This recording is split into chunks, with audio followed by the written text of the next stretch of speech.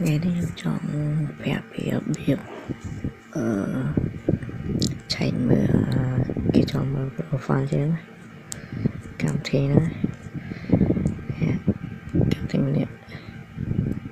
thì em rồi phải rồi đấy cảm thấy này vẽ ba này M2 chat cả đây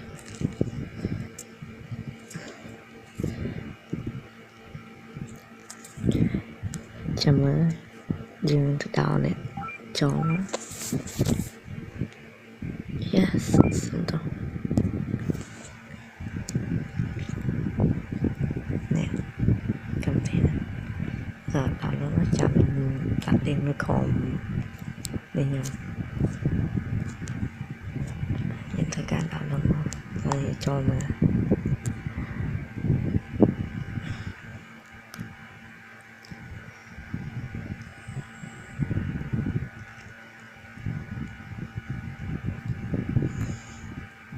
là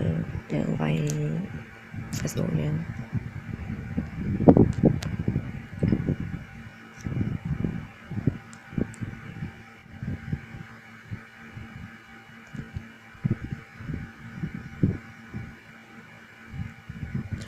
bóng đá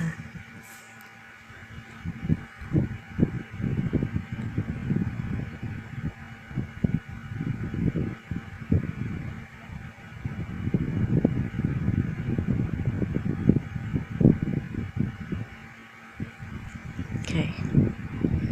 này chạy vào profile nên nó chặt tay nhau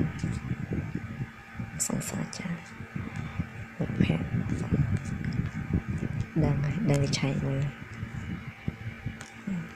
đấy kia đặt trái cái này song song trái rồi chạy kia này song song trái nó lại mấy riêng thôi cái chỗ Play Store tại em ban trộn đỏ hai này tại em đòn trốn này